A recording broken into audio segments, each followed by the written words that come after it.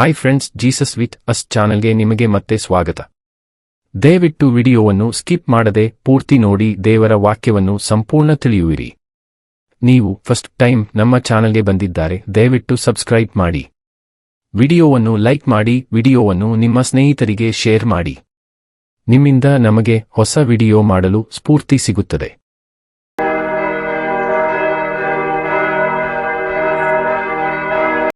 ಯೋಬನು ಅಧ್ಯಾಯ 15. ಆಗ ತೇಮಾನ್ಯನಾದ ಎಲೀಫಜನು ಮತ್ತೆ ಹೀಗಂದನು, ಜ್ಞಾನಿಯು ತನ್ನ ಹೊಟ್ಟೆಯಲ್ಲಿ ಮೂಡಣ ಗಾಳಿಯನ್ನು ತುಂಬಿಕೊಂಡು ಶೂನ್ಯವಾದ ತಿಳುವಳಿಕೆಯಿಂದ ಮಾತಾಡತಕ್ಕದ್ದೋ? ಪ್ರಯೋಜನವಿಲ್ಲದ ನುಡಿಯಿಂದಲೂ ಫಲವಿಲ್ಲದ ವಾಕ್ಯಗಳಿಂದಲೂ ತರ್ಕಿಸುವುದು ಯುಕ್ತವೋ? ಇದಲ್ಲದೆ ನೀನು ದೇವರ ಭಯವನ್ನು ಹಾಳುಮಾಡಿ ದೇವಭಕ್ತಿಯನ್ನು ಕ್ಷಯಗೊಳಿಸುತ್ತೀ. ನಿನ್ನ ಪಾಪವೇ ನಿನ್ನ ಬಾಯಿಗೆ ಮಾತುಗಳನ್ನು ಕಲಿಸಿಕೊಡುತ್ತದೆ. ಯುಕ್ತಿವಂತರ ಭಾಷೆಯನ್ನು ಆರಿಸಿಕೊಂಡಿದ್ದಿ. ನಿನ್ನನ್ನು ಅಪರಾಧಿಯೆಂದು ನಿರ್ಣಯಿಸುವವನು ನಾನಲ್ಲ, ನಿನ್ನ ಬಾಯೇ. ನಿನ್ನ ತುಟಿಗಳು ಕೂಡ ನಿನಗೆ ವಿರುದ್ಧವಾಗಿ ಸಾಕ್ಷಿ ಕೊಡುತ್ತವೆ. ನೀನು ಆದಿಪುರುಷನೋ? ಬೆಟ್ಟಗಳಿಗಿಂತ ಮುಂಚೆ ಹುಟ್ಟಿದೀಯಾ? ದೇವರ ಆಲೋಚನಾ ಸಭೆಯಲ್ಲಿದ್ದುಕೊಂಡು ಅಲ್ಲಿ ಹೇಳಿದ್ದನ್ನು ಕೇಳಿದೀಯೇನೋ? ಜ್ಞಾನವನ್ನೆಲ್ಲ ನಿನ್ನ ಕಡೆಗೆ ಸೆಳೆದುಕೊಂಡಿದ್ದೀಯಾ? ನಮಗೆ ತಿಳಿಯದಿರುವ ಯಾವುದು ನಿನಗೆ ಗೊತ್ತುಂಟು? ನಮ್ಮಲ್ಲಿಲ್ಲದ ಯಾವ ಸಂಗತಿಯನ್ನು ಗ್ರಹಿಸಿದ್ದಿ? ತಲೆನರತು ನಿಮ್ಮಪ್ಪನಿಗಿಂತ ವೃದ್ಧನಾದ ಮುದುಕನು ನಮ್ಮಲ್ಲಿದ್ದಾನೆ. ದೇವರ ಆದರಣೆಗಳು ನಿನಗೆ ದೊರೆತ ಶಾಂತಿಯ ಮಾತುಗಳು ಸಾಲವೋ? ನಿನ್ನ ಹೃದಯವು ಏಕೆ ನಿನ್ನನ್ನು ಸೆಳೆದುಕೊಂಡು ಹೋಗುವುದು? ನಿನ್ನ ಕಣ್ಣುಗಳು ಕಿಡಿಕಿಡಿಯಾಗುವುದೇಕೆ?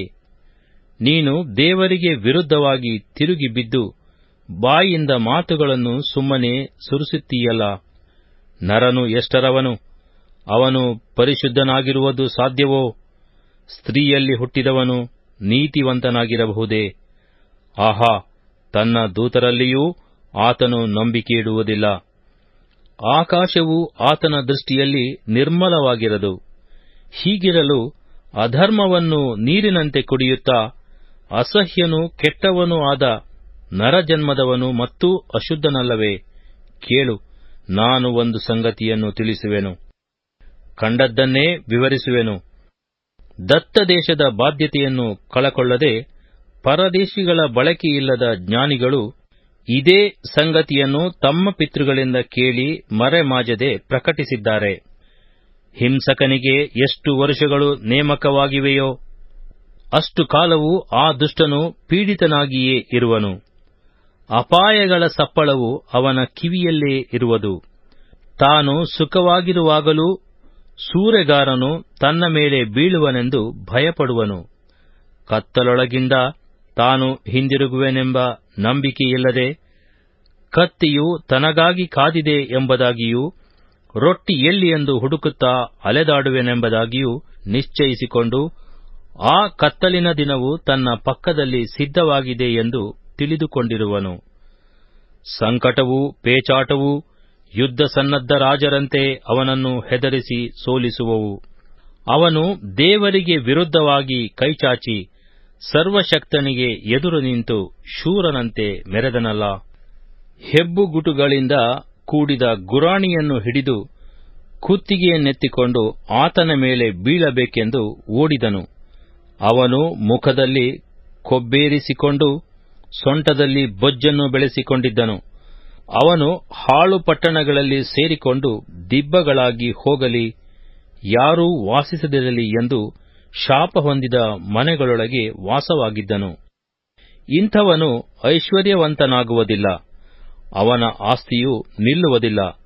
ಅವನ ಫಲವು ಭಾರದಿಂದ ಭೂಮಿಯ ಕಡೆಗೆ ಬಾಗುವುದಿಲ್ಲ. ಕತ್ತಲೊಳಗಿಂದ ಅವನು ಪಾರಾಗುವುದಿಲ್ಲ. ಕಿಚ್ಚು ಅವನ ಕೊಂಬೆಯನ್ನು ಒಣಗಿಸುವುದು.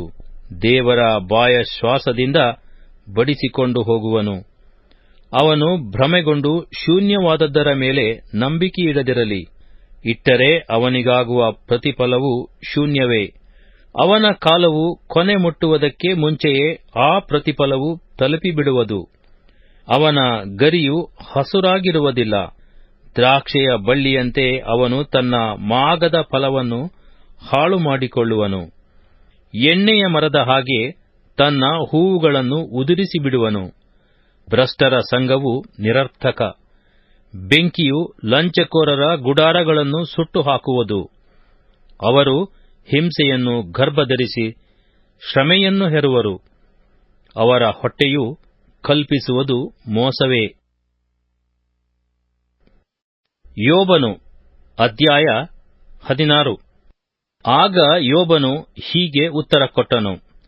ಇಂಥ ಮಾತುಗಳನ್ನು ಬಹಳವಾಗಿ ಕೇಳಿದ್ದೇನೆ. ನೀವೆಲ್ಲರೂ ಬೇಸರಿಕೆಯನ್ನು ಹುಟ್ಟಿಸುವ ಆದರಣೆಯವರಾಗಿದ್ದೀರಿ. ಒಣ ಮಾತುಗಳಿಗೆ ಪಾರವಿಲ್ಲವೋ? ಯಾವ ನೋವಿನಿಂದ ಈ ಉತ್ತರ ಕೊಟ್ಟಿ? ನಾನೂ ನಿಮ್ಮ ಹಾಗೆ ಮಾತಾಡಬಲ್ಲೆನು. ನೀವು ನನ್ನ ಸ್ಥಿತಿಯಲ್ಲಿ ಇದ್ದಿದ್ದರೆ ನಾನು ನಿಮಗೆ ವಿರುದ್ಧವಾಗಿ ಮಾತುಗಳನ್ನು ಹೊಸೆದು ನಿಮ್ಮ ವಿಷಯದಲ್ಲಿ ತಲೆಯಾಡಿಸಬಹುದಾಗಿತ್ತು. ನಾನು ಬಾಯಿಂದ ನಿಮ್ಮನ್ನು ಧೈರ್ಯಗೊಳಿಸಿ ತುಟಿಗಳ ಆದರಣೆಯಿಂದ ನಿಮ್ಮ ದುಃಖವನ್ನು ಶಮನಪಡಿಸಬಹುದಾಗಿತ್ತು. ನಾನು ಮಾತಾಡಿದರೂ ನನ್ನ ಮನೋವ್ಯಥೆಯು ಶಾಂತವಾಗುವುದಿಲ್ಲ. ಸುಮ್ಮನಾದರೂ ಕಷ್ಟ ನಿವಾರಣೆಯಾಗುವುದಿಲ್ಲ. ಈಗಲಂತೂ ಆತನು ನನ್ನನ್ನು ಕುಂದಿಸಿದ್ದಾನೆ. ದೇವಾ, ನೀನು ನನ್ನ ಬಳಗದವರನ್ನೆಲ್ಲ ಹಾಳು ಮಾಡಿದ್ದಿ. ನೀನು ನನ್ನನ್ನು ಹಿಡಿದಿರುವುದು ನನಗೆ ಪ್ರತಿಸಾಕ್ಷಿಯಾಗಿದೆ.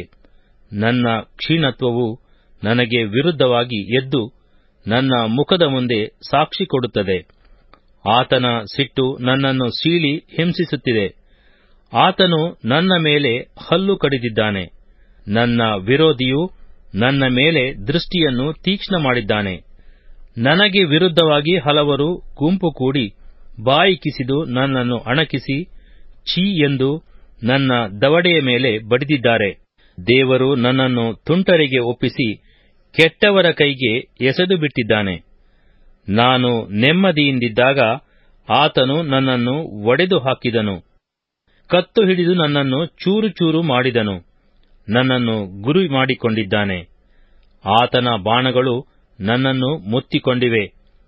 ಆತನು ಕರುಣವಿಲ್ಲದೆ ನನ್ನ ಅಂತರಂಗಗಳನ್ನು ಇರಿದು ಭೂಮಿಯ ಮೇಲೆ ನನ್ನ ಪಿತ್ತವನ್ನು ಸುರಿಸುತ್ತಾನೆ.